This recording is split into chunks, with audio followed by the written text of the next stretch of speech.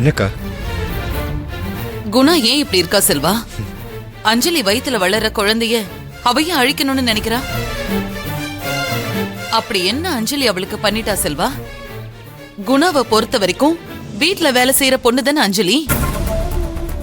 அவ மேல அவளுக்கே அவ்வளவு வன்மம். பத்மா, இதுக்கப்புறம் நம்ம டைம் வேஸ்ட் பண்ணவே கூடாது. உடனே கவிக்கும் மாப்பிள்ளைக்கும் கல்யாணம் பண்றதுக்கான ஏற்பாடெல்லாம் பண்ணணும். நேரம் காலெல்லாம் பாத்துக்கிட்டு இருந்தா மாப்பிள்ளை நம்ம கையை விட்டு போயிடுவாரு. ஏங்கா அப்படி சொல்ற?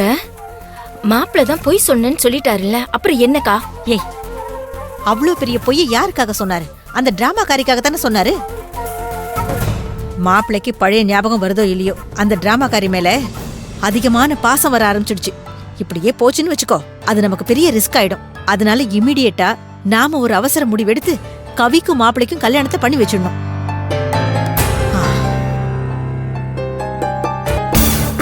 சரி, ஹாஸ்பிட்டல்ல நடந்த எந்த விஷயமும் கவிக்கு தெரிய வேண்டாம். தெரிஞ்சு அவ தாங்க மாட்டா. சரிக்கா, அவளுக்கு தெரியாம நான் பாத்துக்கிறேன்.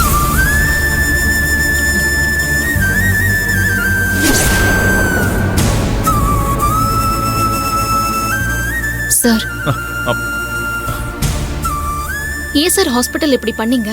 உங்களுக்கு என்ன சார் பிரச்சனை? எனக்கு என்ன பிரச்சனை? எனக்கு எந்த பிரச்சனையும் இல்லையே.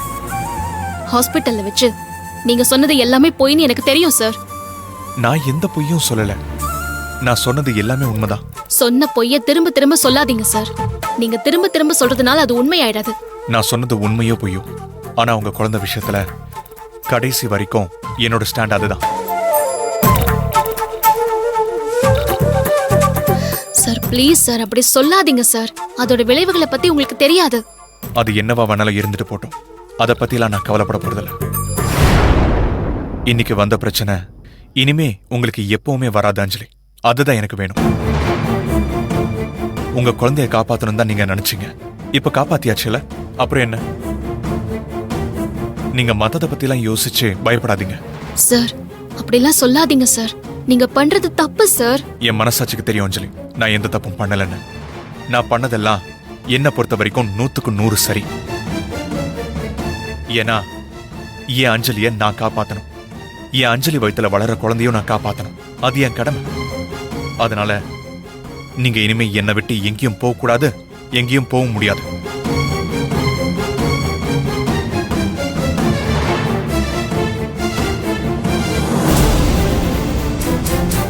ஆமா ஆண்டி, அஞ்சலி வயித்துல வளர்ற குழந்தைக்கு நான் தான் அப்பா. அஞ்சலி, நாளைக்கு அந்த குழந்தைக்கு யார் அப்பான்னு கேட்டாலும் நீங்க என்ன கை காட்டுங்க. அந்த குழந்தைக்கு நான் தான் அப்பா.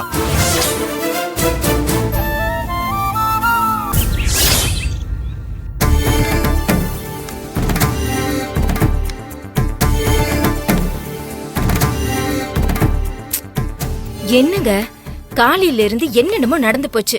நாம நினைச்சதை தவிர வேற என்னென்னமோ நடக்குது. அதான் எனக்கும் ஒன்னும் புரியல. என்னத்த புரியல? எல்லாம் உங்களோடதான். என்னாலயா? நான் என்னடி பண்ண? சம்பந்தமே இல்லாம எல்லா பழியும் ஏன் மேல போடுற? நீங்க என்ன பண்ணீங்களா? நீங்க மட்டும் சரியான ஆளுங்களை புடிச்சு அந்த கவியை கடத்தி வச்சிருந்தா இந்நேரம் நம்ம பொண்ணுக்கும் மாப்பிள்ளைக்கும் கல்யாணம் நடந்திருக்கும். கரெக்டா எப்படிதான் தப்பான ஆளுங்களே போய் பிடிப்பீங்களோ எனக்கு ஒண்ணுமே புரியலையா? அவனுங்க என்னடானா அந்த கவிய கடத்தாம நம்ம பொண்ண கடத்தி வச்சுக்கிட்டு நம்ம கிட்டே பணத்தை கேட்டுட்டு இருக்கானுங்க. அப்பா, என்ன கடத்தினது நீங்க அனுப்புன ஆளுங்களா? ஒரு சின்ன மிஸ்டேக் நடந்து போச்சுமா. என்னது சின்ன மிஸ்டேக்கா? நீ போட்ட பிளான் எல்லாமே அதனாலதான் என் சொதப்பிச்சு.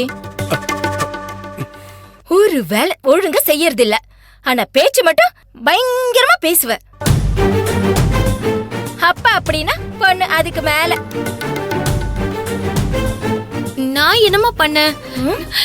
என்னையும் திட்டுற? ஏய், உன்னை கடத்தின இடத்துல இருந்து மாப்பிள்ள தானே உன்னை காப்பாத்தி கூட்டிட்டு வந்தாரு. ஆமா, மாப்பிள்ள உன்னை காப்பாத்தும் போது அந்த குடோன்ல நீங்க 2 பேரும் மட்டும் தானே தனியே இருந்தீங்க. அப்படியே அவரை எங்கேயாவது கூட்டிட்டு போய் கல்யாணம் பண்ணி கூட்டிட்டு வந்திருக்க வேண்டியது தானே? என்னமா பேசுற நீ? அந்த நேரத்துல என்னை யாரு கடத்துனாங்க? எதுக்காக கடத்துனாங்க? எதுவுமே எனக்கு புரியாம நானே கன்ஃபியூஷன்ல இருந்தேன். எனக்கு என்ன நடந்ததுன்னே தெரியலம்மா. மாமாவும் அப்படிதானே இருந்திருப்பாரு. அந்த நேரத்துல மாமா என்ன கல்யாணம் பண்ணிக்கோங்க மாமான்னு எப்படிம்மா சொல்ல முடியும்? சொல்லி இருக்கணும்டி, சொல்லி இருக்கணும். நேரம் காலம் பாத்துக்கிட்டு இருந்தா எதுவுமே வேலைக்கு ஆகாது. யோ, நீ ஏன் அப்படி பண்ண? ஏய், எதை கேக்குற? அந்த கவி உள்ள போய் தூக்க மாட்டிக்க போறேன்னு போனால, போனா போகட்டும்னு அப்படியே விட வேண்டியதானயா? நீ என்னமோ பெரிய வீர மாதிரி கதவை உடைச்சிட்டு போய் அவளை காப்பாத்துற. என்ன பத்மா இப்படி கேக்குற? அவ உள்ள தூக்கு போட போறான்னு உங்க அக்கா சொன்னதும் நீ ஒரு மாதிரி பதறி போயிருந்த. அத பார்த்துதான் நான் அவளை போய் காப்பாத்தினேன். ஐயோ, சரியான மண்ணம் கட்டியா நீ. அவ தூக்கு போட போறானா அந்த நேரத்துல அப்படியே பதட்டப்படுற மாதிரி கொஞ்சம் நடிக்க தான் செய்வேன். அந்த நேரத்துல நம்மன்னு இருந்தா எங்க அக்காவுக்கு என் மேல சந்தேகம் வந்துடாது. அதனாலதான் பதட்டமா இருக்கிற மாதிரி நான் நடிச்சுக்கிட்டு இருந்தேன். அதனால நீ போய் உடனே அவளை காப்பாத்திருவியாக்கும். இத்தனை நாளா நீ அவளை கொல்ல போறேன்னு பூச்சாண்டி காட்டிட்டு இருந்த. உன்னாலதான் அவளை கொல்ல முடியலல்ல. இப்போ ஒரு நல்ல சான்ஸ் கிடைக்கும் போது அதை யூஸ் பண்ணிக்கிட்டு நீ நடிக்க மாட்டியா? முட்டாள் மாதிரி போய் நீ அவளை காப்பாத்திட்டியா? அந்த நேரத்துல அதெல்லாம் நான் யோசிக்கவே இல்லையா பத்மா. இவனுக்கு வேற மித்ராவை கடத்தி வச்சிருந்தானுங்களா, அதுக்கு என்ன செய்ய போறோன்ற குழப்பம் வேற மண்டைக்குள்ள ஓடிக்கிட்டே இருந்துச்சு. அதனால அந்த நேரத்துல என்ன செய்யறதுன்னு தெரியாம நான் அப்படி பண்ணிட்டேன். ஆமா, கிடைச்ச சான்ஸ் விட்டுட்டு இப்ப வந்து காரணத்தை சொல்லு. உனக்கு ஒரு கொலை செய்யவும் துப்பில்ல. அவளா சாக போறவளையும் காப்பாத்தி நமக்கு நீயே குழி தோண்டிட்ட. அப்புறம் ஹாஸ்பிட்டல்ல மாப்பிள்ள நான் போய் சொன்னேன்னு சொன்னத எதுக்கு தவிக்கிட்டு வந்து அக்கா கிட்ட சொன்ன? இல்ல பத்மா, அது வரைக்கும் நானே மாப்பிள்ள என்னடா இப்படி சொல்லிட்டாரு, இனி என்ன பண்றதுன்னு தெரியாம பயத்துலதான் இருந்தேன். அவர் சொன்னதெல்லாம் பொய்ன்னு அந்த நாட்டாம கிட்ட சொன்னதும் அப்படியே எனக்கு சந்தோஷம் தாங்கல. இன்னொன்னு, உங்க அக்கா வேற மாப்பிள்ள மேல ரொம்ப கோவமா இருந்துச்சா, அதனாலதான் உடனே வந்து சொன்னேன். அதுல என்ன தப்பு பத்மா? என்னது, என்ன தப்பா? மாப்பிள்ள சொன்னது பொய்ன்னு தெரியாம இருந்தா என் அக்கா என்ன பண்ணிருக்கோம்? மாப்பிள்ள மேல கோவப்பட்டு அவரை வீட்டை விட்டே துரத்தி இருக்கோம். இத சாக்கா வச்சு நம்ம பொண்ணுக்கும் மாப்பிள்ளைக்கும் கல்யாணம் பண்ணி வச்சிருக்கலாம்ல. ஓ, நீ அப்படி யோசிக்கிறியா? என்ன அப்படி யோசிக்கிறியா? பிரசன்ஸ் ஆஃப் மைண்ட்னு ஒண்ணு உனக்கு கிடையவே கிடையாதியா. மண்டையில தான் முடி ஒண்ணும் இல்ல, மூளையுமா உனக்கு கொட்டி போச்சு. சாரி பத்மா. உன் சாரிய கொண்டு போய் குப்பையில போடு. நீ சாரி சொல்றதால நீ பண்ண தப்பெல்லாம் சரியா போயிடுமா?